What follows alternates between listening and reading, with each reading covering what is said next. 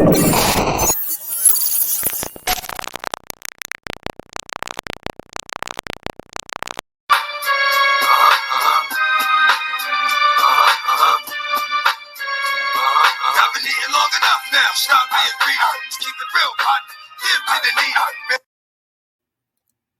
I know y'all didn't think I was getting ready to play the whole song, did you? But shout out to the brother, rest in peace to the brother Earl Simmons, better known as DMX. But nonetheless, brothers and sisters, shalom to you. Shalom, shalom, shalom, peace and greeting to the brothers and sisters of the nation of Israel, so-called blacks, Hispanics, and Native American Indians, the Israelites that the Bible speaks of. Welcome to another Savory Sunday, where we do what? Pick one of God's commandments, the Most High's commandments, and break it down to give our brothers and sisters a better understanding as to what's going on about the commandments, about keeping them, the consequences of not keeping them. Therefore, we have better knowledge to uplift our brothers and sisters, our neighbors, our people, as a nation, as a community, to go stronger and restore the nation of Israel. But before we get started, as always, we got to give all honor, glory, and praise to Yahweh by Hashem, Yahweh Shai, Yahweh being the Heavenly Father, Yahweh Shai being his Son, who the world calls Christ. And through his strength, example, and sacrifice, we are allowed to be here today. So as always, it's an honor and a privilege to come before you, brothers and sisters, women and children, So today's class is going to be dealing with being greedy. The title of the class is called Stop Being Greedy. And as you heard from the song or the intro, that was a song that the late brother DMX made a while back, years back. But the reason why we do these Savory Sundays is because we want to be a sweet smelling savior, to the Most High. How do we do that? By keeping his commandments. And the only way to know how to keep his commandments is to learn and then apply it to your lives on a daily basis. So I'm going to go to the book of Wisdom of Solomon, chapter 3, verse 5. And it's saying, verse 4, Wisdom of Solomon, chapter 3, verse 4. For though they be punished in the sight of men, yet is their hope full of immortality. And having been a little chastised, they shall be greatly rewarded. For God proved them and found them worthy for himself. As gold in the furnace, have he tried them and received them as a burnt offering. So being in this truth, we're going to be tried, we're going to be tempted. But in order to be proved worthy enough to get the kingdom, we have to go through persecution, temptation, all of these things, chastised in order to be proven, in order to reach the kingdom, to be deemed worthy enough to sit before the Most High. So that's why we aim to do these Savory Sundays, so we can be counted worthy as gold in the furnace after being tried, as a burnt offering, as a living sacrifice, in another way of putting it. But like I said beforehand, today's topic is going to be dealing with greed. Stop being greedy. So we're going to start out with the book of Savory, or Ecclesiasticus in the Apocrypha. Matter of fact, let me share my screen right quick, just to give you something to follow along with, so you ain't just looking at the live photo. Hopefully you all can see that. But we're going to we read out of King James 16:11 with the Apocrypha. So we're going to read Sirach, or Ecclesiasticus, chapter 5, verse 15. And it reads, be not ignorant of anything in a great matter or small. So when we're dealing with anything, you shouldn't be ignorant of the fact. You shouldn't be lacking understanding at all. You should be knowing exactly what's going on. You might not know every little detail, but you should have some knowledge of everything. So this is why we choose to do these classes, to give our brothers and sisters more understanding. So we're talking about greed. What is greed? Well, let's look it up, because a lot of our people don't have a clear-cut understanding. All right, hold on, bear with me. Let me do this the right way.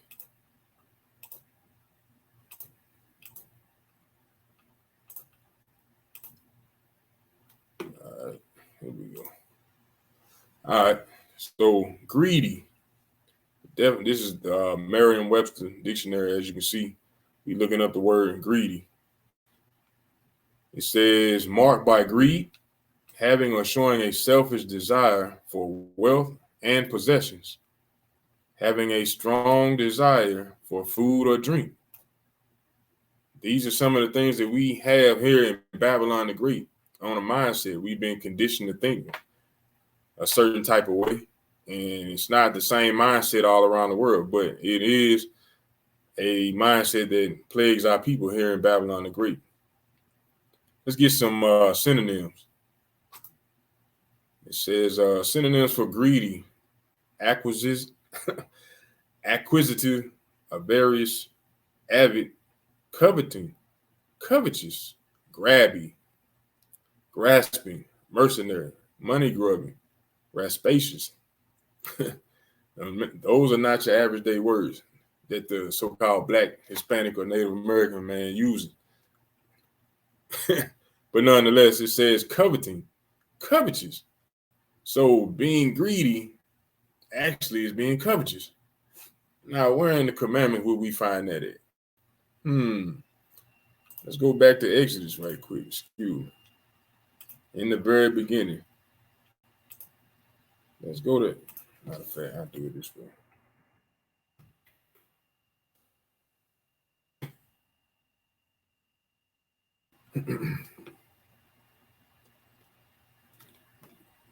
It says, verse 17, Exodus 20:17, thou shalt not covet thy neighbor's house, thou shalt not covet thy neighbor's wife, nor his manservant, nor his maidservant, nor his ox, nor his ass, nor anything that is thy neighbor's. So being greedy is actually breaking a commandment. One of the big 10 that everybody hangs their hats on. And that's another reason why we do these Savory Sundays. I'm glad they crossed. Because it proves to our brothers and sisters of the nation of Israel that there are more than what? More than 10 commandments. The Christian pastors, these churches, these TV shows and movies will not tell you the truth. They hang their hat on telling us that it's only 10 commandments, and that's foolishness. But in order for you to find that out, you have to actually open the book up and read. And that's why we aim to do what we do. But nonetheless, being greedy is being covetous. You see that? That's another synonym for greedy. Being covetous, coveting, grabby, grasping. Trying to grab something, trying to hog it to yourself, trying to get more of what doesn't really belong to you. Being greedy. So that's what we're learning and talking about tonight. Being greedy. And it says, thou shalt not covet. So we're not supposed to have that type of mindset. And with that type of mindset comes a spirit, a stingy spirit. You know what I'm saying? But we're going to go to 1 Corinthians. 1 Corinthians 14:38. And it says, but if any man be ignorant, let him be ignorant, because we'll try to reason with our brothers, try to give them understanding, show them where the Lord is against being greedy or gluttonous. And they'll say, well, I don't believe it. And have all these different excuses and whatnot. That's cool. For the time being, you really rejecting the Lord. You're not rejecting the messenger. You're rejecting the Lord. The messenger is just simply giving you the message. But if you want to continue to be ignorant, meaning lacking of knowledge, not knowing what's going on, let them be ignorant. Just like in the world, being ignorant of the law does not mean that the law does not exist. So if you didn't know that you couldn't speed in this area, it doesn't mean that it doesn't exist. So if they pull you over, guess what? You're going to get that same ticket just like somebody who knew that you couldn't speed in that area. So understand that. From there, let's go to Philippians 4:5. Philippians 4:5.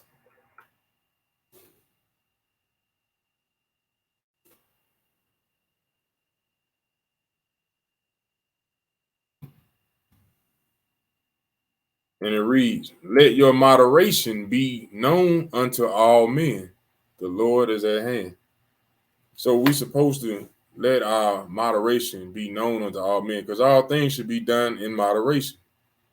Understand that. Everything should be done in moderation. You've heard the saying before, too much of anything will kill you. And that's correct.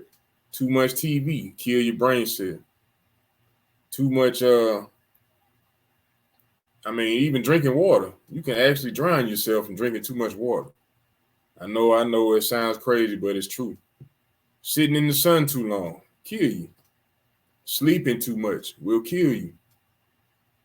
Exercising too much will kill you.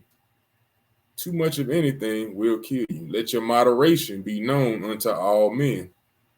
So you're supposed to do everything in moderation. And what's another word for it? In small increments. Not all the time, but being moderate. From there, let's go to Sirach, chapter 31, verse 16. Sirach 31, verse 16. Matter of fact, let's do the whole chapter. Sirach or Ecclesiasticus. Because right now we're going to be dealing with the eating part of being gluttonous or greedy. It says, eat as it becometh a man those things which are set before thee, and devour not, lest thou be hated. So, you eat what's put on your plate and not trying to eat everybody's plate. Eat the food off everybody's plate. You know what I'm saying? We all know those individuals, they gonna eat everything they got, and then they hunting and lurking over everybody else's plate. Eat what you got. Be satisfied, lest thou be hated. I'm gonna keep reading though. It says, leave off first for manner's sake, and not be unsatiable, lest thou offend. Just like I was just going into. Eat what you need, and that's it. Don't be trying to go eat up everything at your house or at somebody else's house, or when you out eating at a restaurant, or wherever you eating, picnic, barbecue. Leave off first for manner's sake, meaning you let the other individuals eat first with respect, and be not unsatiable, lest thou offend. You coming in there, you ain't cooked nothing, you ain't did nothing, you ain't paid nothing, but you grabbing first trying to get something to eat. Because you hungry. You ain't putting no effort to do anything, but you grabbing a plate first. Then you want to eat it all, and then try to lurk and eat off everybody else's plate. You're going to offend somebody. The Lord give us clear-cut instructions on how to deal with each other. And that's why we aim to teach these commandments. Verse 18, it says, when thou sittest among many, reach not thine hand out first of all. So we ain't supposed to be reaching our hand out first. Remember when you was coming up. This is worldly, but same principle. Be at the dinner table, all the food laid out. And I know we done all seen it on the TV shows. A little boy or a little girl reach out, try to grab a roll. The nanny or the mom will smack his hand or her hand, reaching out first of all. You ain't bless the food or anything like that. Getting your hand smacked. So when y'all sittest among many, reach not thy hand out first of all. Verse 19, a very little is sufficient for a man well nurtured, and he fetcheth not his wind short upon his bed. What does that mean? You don't have to eat to be full. Understand that. That's an American custom to eat till you full, but the scriptures tell you a very little is sufficient for a man well nurtured. So when you take care of yourself, all you need is the basic. You don't have to have 25 chicken wings and a big box of fries. You ain't got to have 2 20-piece nuggets and a damn supersized Coke. It said a very little. Hey, a man can be satisfied with the kids' meal, to be honest. But it says a very little is sufficient for a man well nurtured. And he fetcheth not his wind short upon his bed. So when you eat at a moderate rate, letting your moderation be known unto men, you're not going to be sitting there burping and farting. Got the hiccups. Can't get your breath. Can't breathe. You know, you're sitting back like Al Bundy with your pants unbuttoned with your hand in your drawer because you ate so much, your button about to pop off your pants. You like Homer Simpson, you know. Verse 20, it says, sound sleep cometh of moderate eating. Pay attention to that. Sound sleep cometh from of moderate eating. So when you eat right, when you eat light, you sleep good. It said when you eat right, he riseth early and his wits are with him. But the pain of watching and choler and pains of the belly are with an unsatiable man. So when you eating to be full, to just stuff your belly, or just eating because it's there, you're not gonna have good sleep, and you're not gonna rise up early with your wits. In fact, you're gonna be rising up trying to hit the snooze button, trying to get back in the bed. You're not gonna have your mind or your wits all together, and you're gonna have belly pains. You're gonna have gas. You know, you run into the bathroom throughout the night. Why? Because you're eating unsatiably. You're not eating at a moderate rate. Understand that. So this is part of what the scriptures tell you about eating at a greedy level. You don't have to eat and fill yourself up as if you're not going to eat for another week or so. Eat what you need. Eat at a moderate rate. Understand that. It's important. Let's go to Sirach.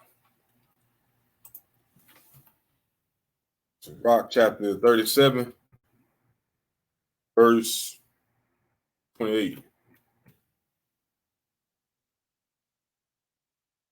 Sirach 37 and 28. And it reads, for all things are not profitable for all men, neither have every soul pleasure in everything. So everything is not profitable to you. Just because you can obtain it, have access to it, does not mean that it's going to be profitable for you. Neither have every soul pleasure in everything. You're not going to be having fun in every damn thing that goes on. You know, some people have different lives. We all understand that. But I'm going to keep reading. It says, be not unsatiable in any dainty thing, nor too greedy upon meats. Why? Why would the Lord say that? Let's keep reading. Verse 30. For excess of meats bringeth sickness, and surveying will turn into choler. Now, that's not a common word. What is choler? Let's see what that is.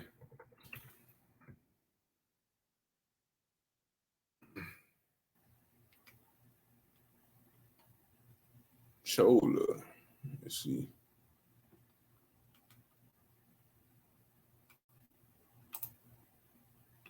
It says anger, fury, indignation, irateness, livid, madness. So basically, eating in excess, you're going to become angry. Surveying. Let's see.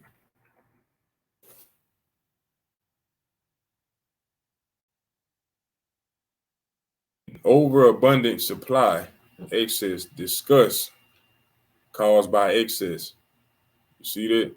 An overabundant supply, an intertemperate or immoderate indulgence in something, such as food or drink. That's what we're going over right now. Disgust caused by excess. To feed, supply, or to give, to survey. Let's see if they got the synonym for it. Belly full, meaning stuffing yourself. Excess, fat, overabundance. Average, overflow, overmuch, overplus, oversupply. Doing too much, basically. Eating too much, doing too much. Says for the excess of meat bringeth sickness. That's where you have your different red meat stuck in your stomach or stuck in your intestines. Eating too much, eating it all the time. Your body doesn't have time to digest that food. Therefore, you become sick And a lot of our people don't understand that, but it comes from overeating. You don't have to eat meat every day. Yes, we can eat meat, but that doesn't mean that we have to eat it every day. You don't have to eat it 3-4 times a day. Understand that. We got all different types of foods to eat on this planet, but in America, we've been taught that we got to eat meat 3-4 times a day. That's not the case. And if you really did any research on that, you probably would stay away from the meats, to be honest. If you're eating it every day, 3-4 times a day. I mean, when you do actual, matter of fact, let me show you. Let me see if I can pull it up right quick.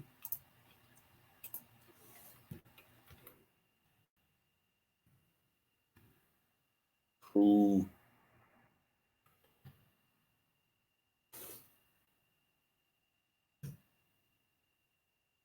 See this?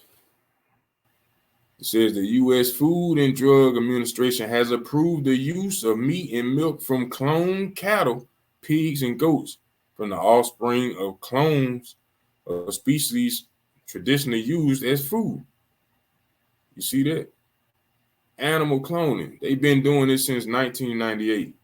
I did research on it a while back, but the FDA, the same people that you were claiming or wanting to back the jab, is the same ones that approve these stores and these companies to produce clone meats. So that's why the foods really don't taste the same way that they tasted back in the 90s and beyond, because you're eating clone food. They've been approved to do so since 1998, and they probably been doing it longer than that. That's just the year that they gave saying that they started it. So we've been eating clone meats for the longest, and you already know it. Yeah, a lot of these restaurants, they don't even advertise 100% beef anymore. They'll say ground beef, just tell you it's something mixed in with it.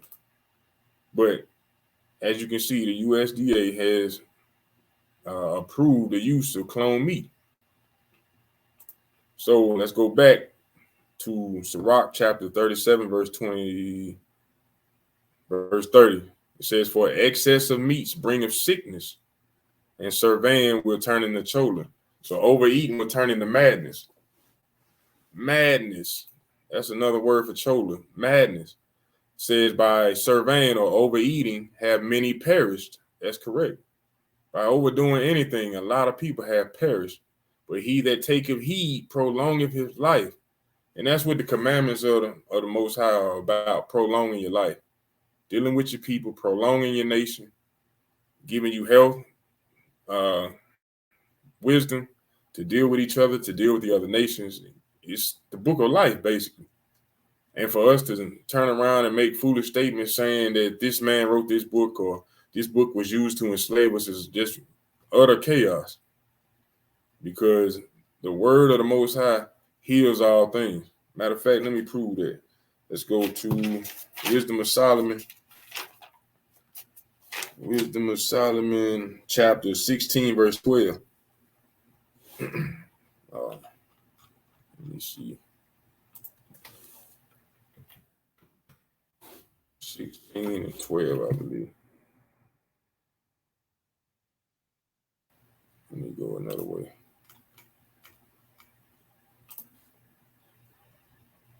Bear with me, bear with me. Wisdom of Solomon, 16 and 12.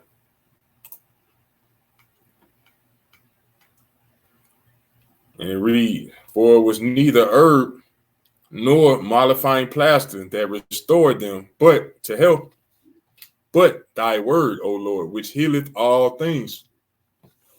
You see that? The word of the Most High heals all.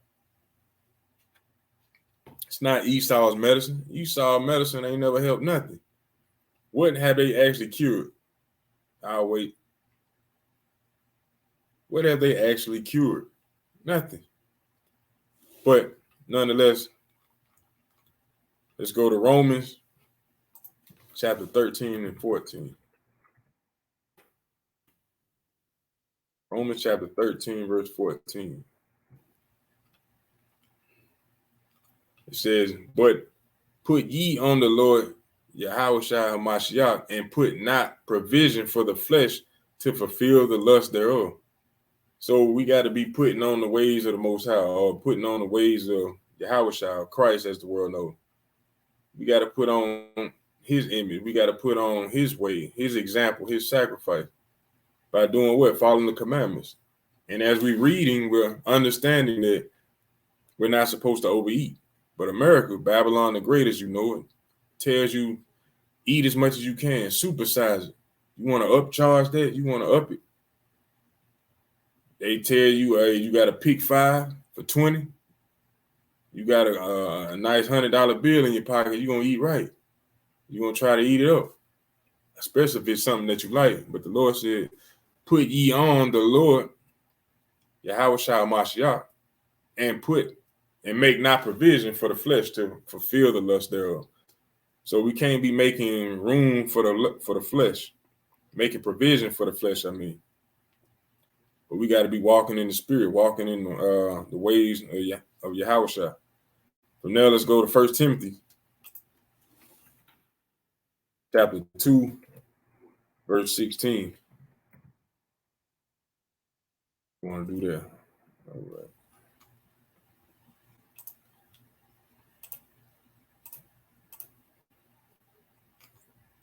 First Timothy chapter 2, verse 16. Well,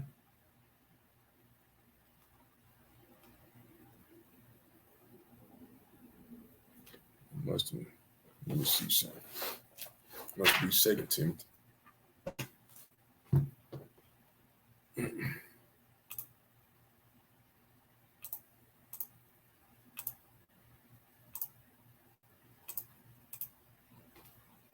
Bear with me. I got one of my notes mixed up.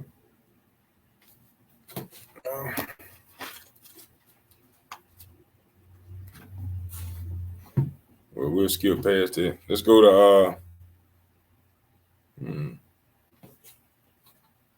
no.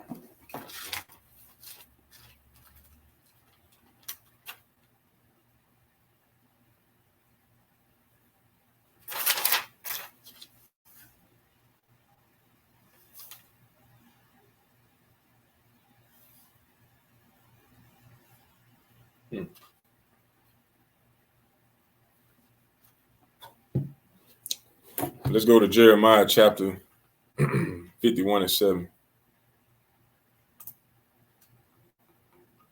Jeremiah chapter 51, verse 7.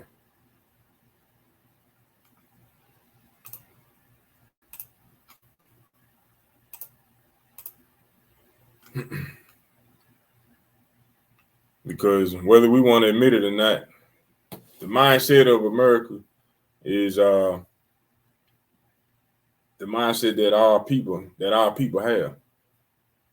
You know, being greedy, basically. That's the mindset that they push and pump and condition our children with.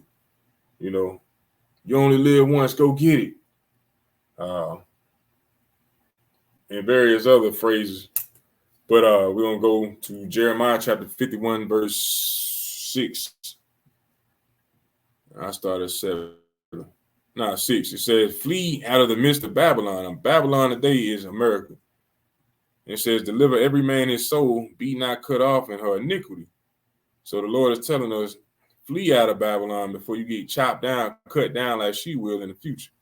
For this is the time of the Lord's vengeance. He will render unto her a recompense. So he's going to reward her for all the wickedness that's going on in these last days or throughout time. It says, Babylon has been a golden cup in the Lord's hand that made all the earth drunken. All the earth is drunken off the wine that's in that cup of Babylon. The nations have drunken of her wine. Therefore, the nations are mad. They got their chola going. You know, everybody around the world has been drinking out of the cup of Babylon. So they had that same mindset of we're never satisfied. Go get it. I got to get it. You know, you're never satisfied. And that's what they teach our people. That's the American mindset, to be greedy. It's an American dream that you can never really obtain because even the richest of the richest are still going to get more. You know, It's like you find a gold mine, but that ain't good enough. You got to go find a gold mine in every state or a gold mine in every country. That's the mindset that America pushes on the whole world, the whole earth. Why? Because Job 9:24 says that the earth is given into the hand of the wicked. So those are wicked inventions and that's a wicked mindset to constantly be drunken and going and chasing after more and more and more. And that's what's really plaguing our people if we sit down and think about it. You know, we going out there trying to have more fun, have more women, get more money, more cars, more houses, and we are never satisfied with what we actually have. Therefore, we're not content with anything. Let's go to the book of Obadiah right quick. Obadiah.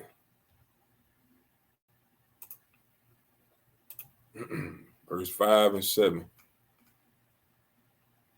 Because Esau is the greediest of all of them, the greediest of all nations. And since he has become in rulership, he's been teaching his mindset, his philosophies all around the world. And you can see it plain as day. And I'll read what the Lord said. It said, if there came to thee, if robbers by night, how art thou cut off? Would they not have stolen till they had enough? If the grape gatherers came to thee, would they not leave some grapes? That's a good question. You know, like I was saying beforehand, you got diamond mines, gold mines, vineyards, fields, whatever the case. Would not the robbers of the grapes or the grape gatherers, would they not leave some grapes? Nah, that's not the mindset of Esau. They say, go get it until it ain't none left. And that's the mindset that they push on our people today. That's why our brothers and sisters are in these businesses, these warehouses, factories, working their ass off, trying to go get it as if it's no more, like they can get it and scrape the bowl or something. But in actuality, that's a plot and a plan that they actually put together to keep us enslaved. Paying us low wage, but paying us nonetheless, and holding that carrot over our head to keep us moving in a direction that they want us to go, to get the things that they want done. But we will never see these things. You know, it says, verse 6, how are the things of Esau searched out? How are his hid things sought up? How are they done? Searched out. I mean, if you're paying attention, Bill Gates just bought some more land. The man got over 270,000 acres of land. Farming land. Why would he be doing that? Why is it that the U.S. got their hand in everybody's land? There's a U.S. embassy in every country, but you don't have an embassy for every country in America area. You don't have that. But this is the greed, just like in the sports world. You know, these brothers and sisters, I'm not mad at them, but they getting paid millions and millions of dollars, where they got to sign continuous contracts of constant of 100 million, 200 million, $50 million a year to play a sport. And rather than us trying to do anything with that money, we just blowing it, showing off, doing all manner of foolishness. Meanwhile, it's changing and shaping the mindset of the youth to strive to go be greedy. I got to go get that 100 million. They got it. I need it. I want it. And what they don't understand is that all that leads to poverty. You know, I'm going to show you exactly what I'm talking about. Let's go to, before we get there, let's go to Ecclesiastes chapter 5, verse 10. Ecclesiastes chapter 5, verse 10.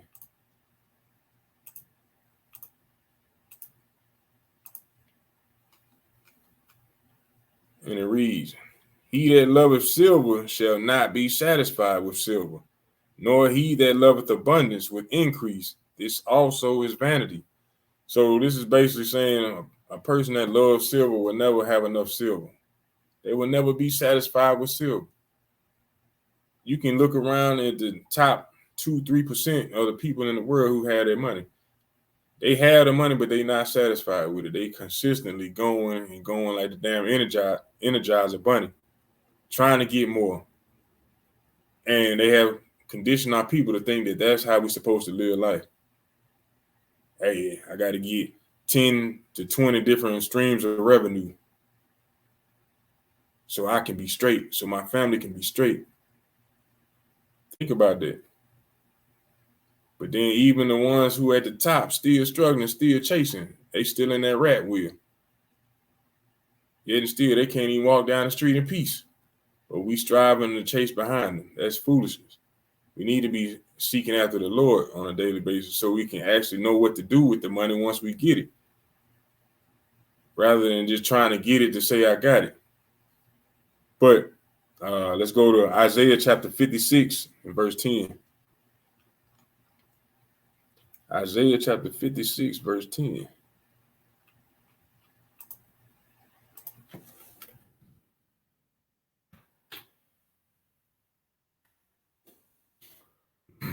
Says this goes to our brothers and sisters who let me just start it right there. Isaiah 56 and verse 10. Because this goes to our pastors, our teachers, and whatnot, who are supposed to be leading us in the right direction, but they don't. They ain't gonna tell us the truth. It says, verse 9, his watchmen are blind, they are all ignorant, they are all dumb dogs, they cannot bark, sleeping, lying down, loving to slumber. Yea, they are greedy dogs, which can never have enough. They'll watch you come in and out of their church every Sunday for years on top of years. See you struggling, knowing what the issue is, and will not tell you. And they are shepherds that cannot understand. And then when you bring a real question to them, they can't give you an answer. Especially when they're coming out of the scriptures, they can't give you answers. It said they all look to their own way, everyone for his own gain from his quarter. These pastors, they are not out looking for your well-being at all. Anybody can slap palms with you, can give you a hug, can shake your hand and smile at you, because you gave them a good show. But they are not going to call you out on your evil or your wickedness. They ain't going to bark when they see something wrong going on. They lying down, loving to slumber. They greedy dogs, never having enough. And they will never tell you the truth. It said, verse 12, come ye, say they, I will fetch wine, and we will fill ourselves with strong drink, and tomorrow shall be as this day, and much more abundant. So all they're trying to do is just like the enemy who's ruling this world, is get more money to have a good time so we can do it all again tomorrow or next week or next month. Now you might say, well, what's wrong with that? Well, if you're not telling the people who you're supposed to be leading the truth, you're not giving them the words of the Most High. Why do you call yourself a messenger of the Most High? If he constantly tell his people throughout the scriptures to keep the commandments, why are you not teaching to keep the commandments? I had a brother or a guy come out to the highways and byways the other day saying, well, these seem like laws that were given to the Israelites. That's right. He didn't happen to be from Israel, but nonetheless, he was pushing pamphlets saying, believe in Jesus. Now I'm asking the guy, why are you passing this out and you know nothing about what he spoke on or what he was about? Why are you passing out these pamphlets if you're not an Israelite? Because he only came and died for the children of Israel, the lost sheep of the house of Israel. So that's a cut to those who say that he came for everybody. And even if he did, just let's play with that for a second. Just say Christ did come for everybody. Now you're going to change up his mission. Say he came and died for everybody's sins. But when you say, okay, what is sin? That's breaking his commandments. So that means we got to keep the commandments, right? Then you say, nah, we not under that. We under grace. Why would he come and die for your sins? Now you can do what the hell you want to do. That makes no sense. But this is the mindset that is pumped out. That's the message that's taught by these greedy dogs or these pastors or these so-called watchmen who's supposed to be leading the flock. They greedy dogs. They just out there for a song and dance. a handshake and a smile. Go out there and kiss some babies like a politician. It says in verse 11, they are greedy dogs which can never have enough, always indulging in other ways to get money. We're going to do a fundraiser, or now we're going to do a church building fund. Pass the collection plate around again. Now we're going to do an Easter fund. Pass the plate around again. A Christmas fund. Pass the plate around again. You know, you being sat in church and then the plate that came around 3-4 times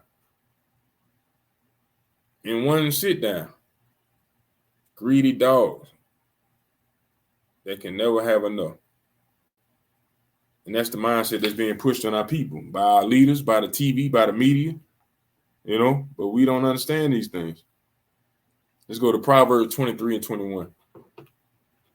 Proverbs 23 and 21.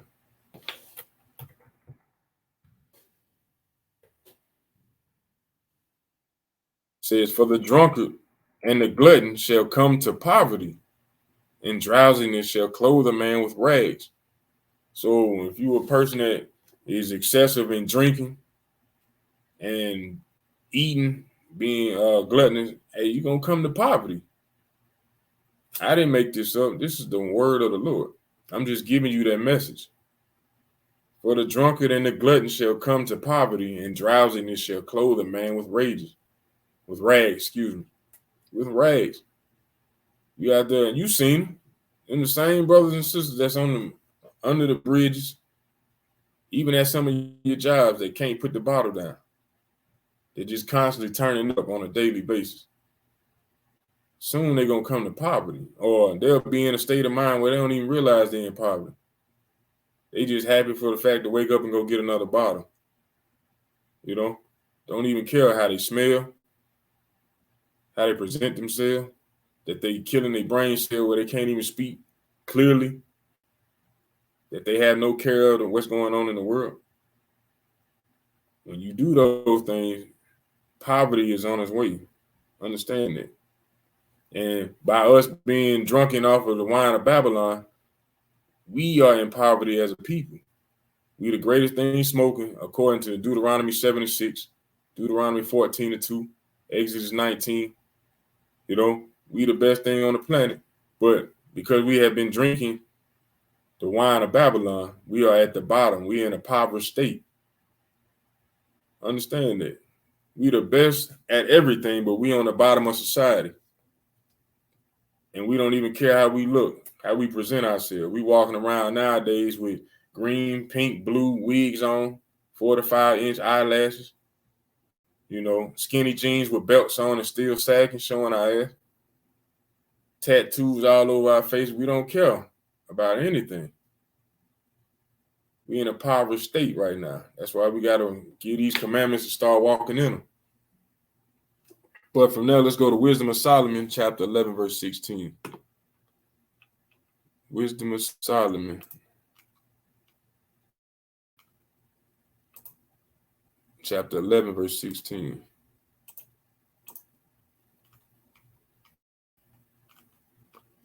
And it says, that they might know that wherewithal that man sinneth, by the same also shall he be punished.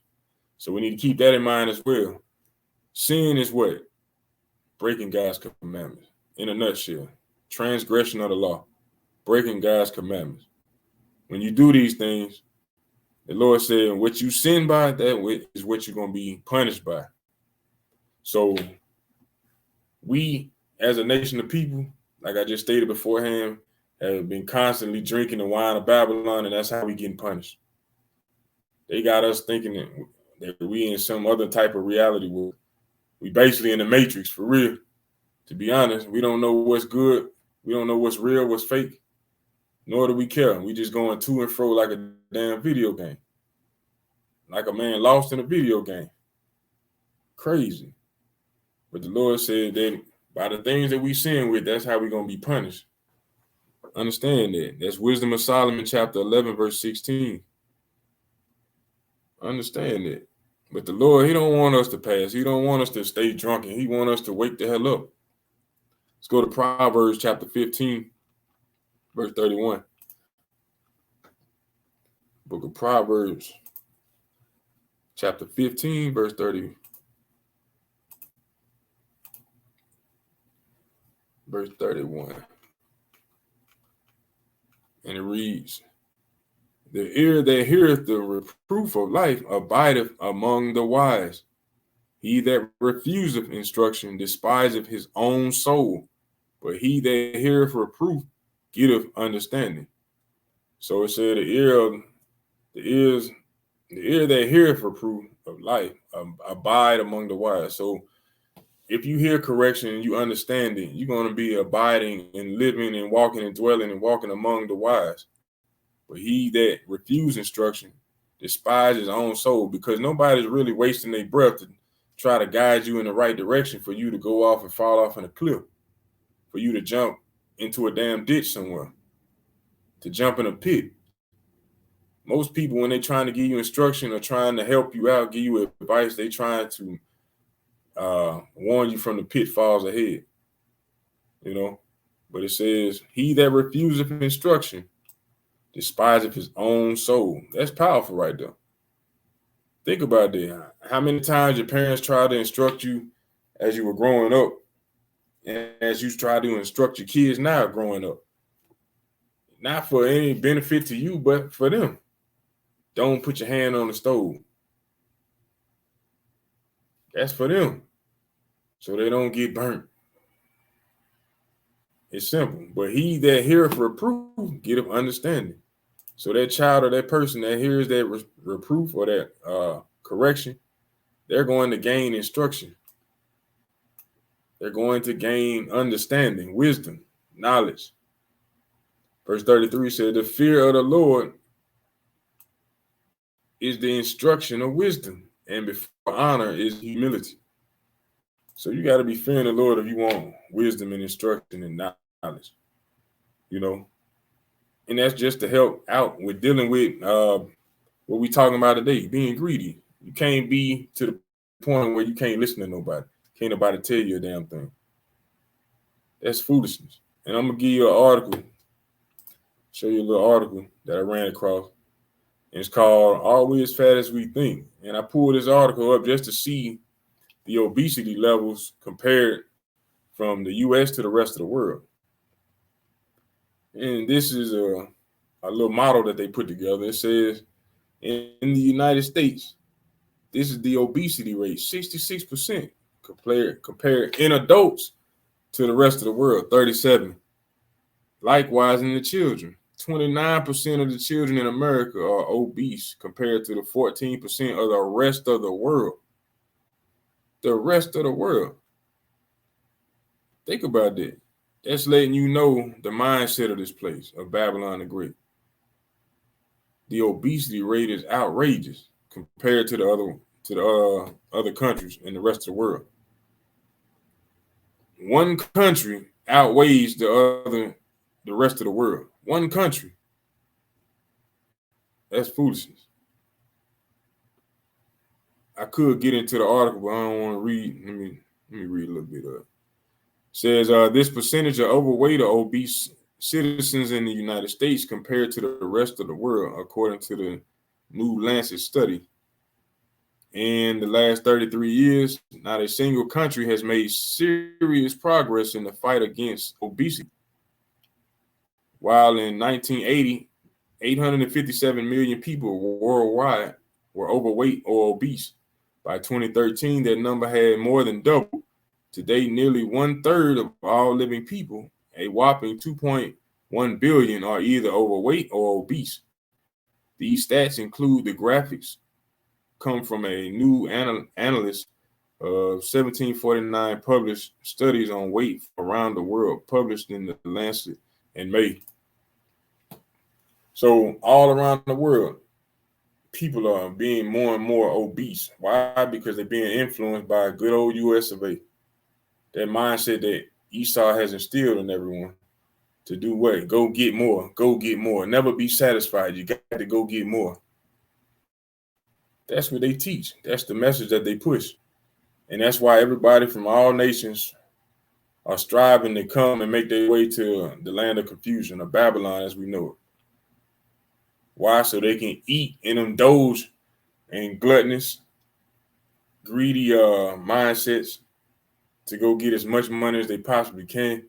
Some might have plans, some might have agendas, but for the most part, they come to America to be wicked. To be wicked.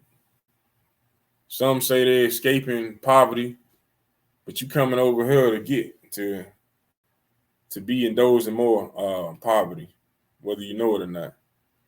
You might think you're coming to live a better life, but that's far from the truth. You know, if we only had the real mindset as to what we're supposed to have, then we wouldn't be striving to get over here, because this place is going to be destroyed and it needs to be. You know, let me get a video right quick that shows you how Esau actually broke down their own methods. Honor to be at such a distinguished gathering and to have the opportunity to talk to you about some of my research. I want you to, for a moment, think about playing a game of Monopoly. Except in this game, that combination of skill, talent, and luck to help earn you success in games as in life has been rendered irrelevant, because this game's been rigged and you've got the upper hand. You've got more money, more opportunities to move around the board, and more access to resources. And as you think about that experience, I want you to ask yourself, how might that experience of being a privileged player in a rigged game change the way that you think about yourself and regard that other player? So we ran a study on the UC Berkeley campus to look at exactly that question. We brought in more than 100 pairs of strangers into the lab, and with the flip of a coin, randomly assigned one of the two to be a rich player in a rigged game. They got 2 times as much money. When they passed go, they collected twice the salary, and they got to roll both dice instead of one, so they got to move around the board a lot more. And over the course of 15 minutes, we watched through hidden cameras what happened. And what I want to do today for the first time is show you a little bit of what we saw. You're going to have to pardon the sound quality in some cases because, again, these were hidden cameras. So we've provided subtitles. How many 500s did you have? Just one. Are you serious? Yeah. I have 3. I know I made it somewhere. Okay, so it was quickly apparent to players that something was up. One person clearly has a lot more money than the other person, and yet, as the game unfolded, we saw very notable differences and dramatic differences begin to emerge between the two players. The rich player started to move around the board louder, literally smacking the board with their piece as he went around. We were more likely to see signs of dominance and nonverbal signs of displays of power and celebration among the rich players. All right, we had a bowl of pretzels positioned off to the side. It's on the bottom right corner there. That allowed us to watch participants' consummatory behavior. So we're just tracking how many pretzels participants eat.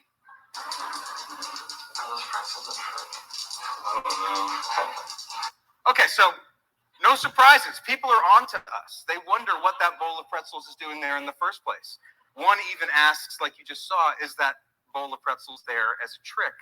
And yet, despite that, the power of the situation seems to inevitably dominate, and those rich players start to eat more pretzels.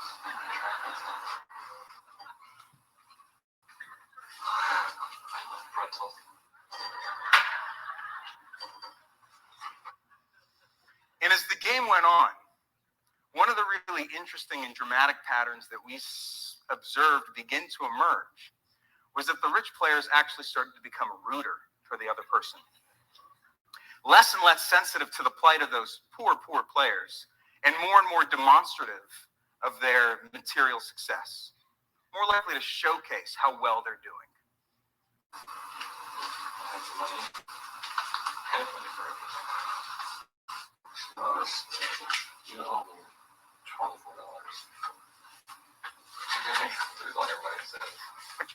I don't buy it. I have so much money. I have so much money, it takes me forever. I'm not buying out this whole board. You're gonna run out of money soon. You're pretty much untouchable at this point. Okay. And here's what I think was really, really interesting, is that at the end of the 15 minutes, we asked the players to talk about their experience during the game. And when the rich players talked about why they'd inevitably won in this rigged game of Monopoly,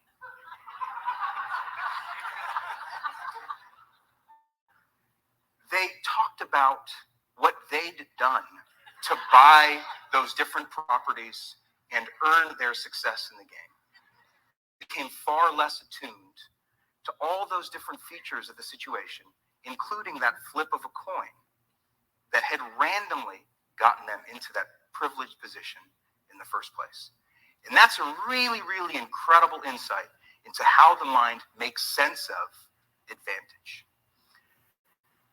Now, this game of Monopoly can be used as a metaphor for understanding society and its hierarchical structure, wherein some people have a lot of wealth and a lot of status, and a lot of people don't.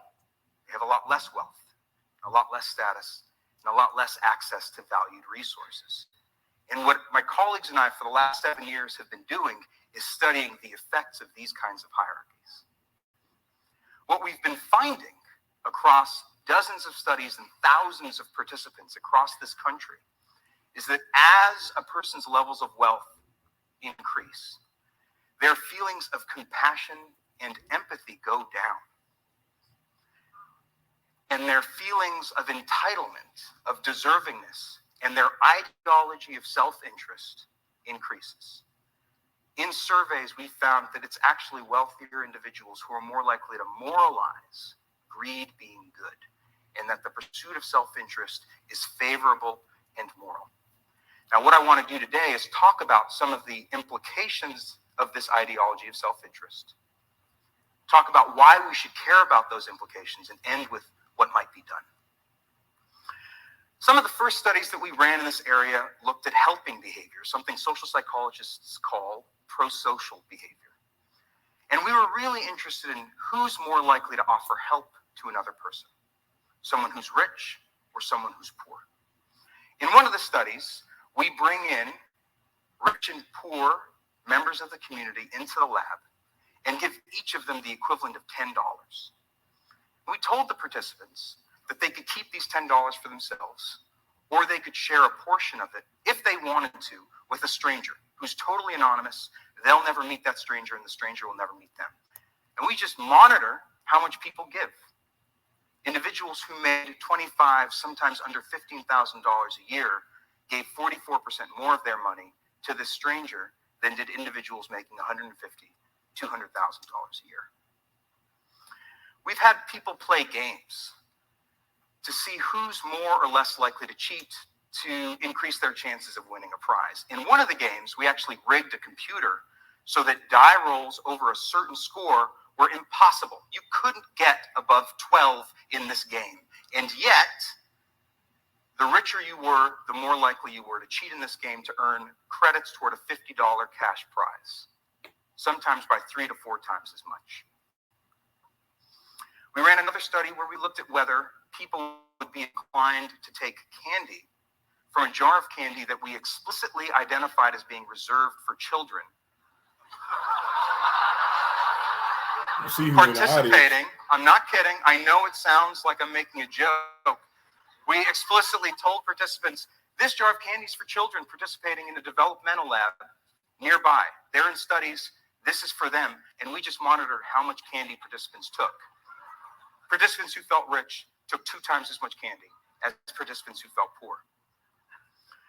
We've even studied cars, not just any cars, but whether drivers of different kinds of cars are more or less inclined to break the law. In one of these studies, we looked at whether drivers would stop for a pedestrian that we had posed waiting across at a crosswalk. Now in California, as you all know, because I'm sure we all do this, it's the law to stop for a pedestrian who's waiting to cross.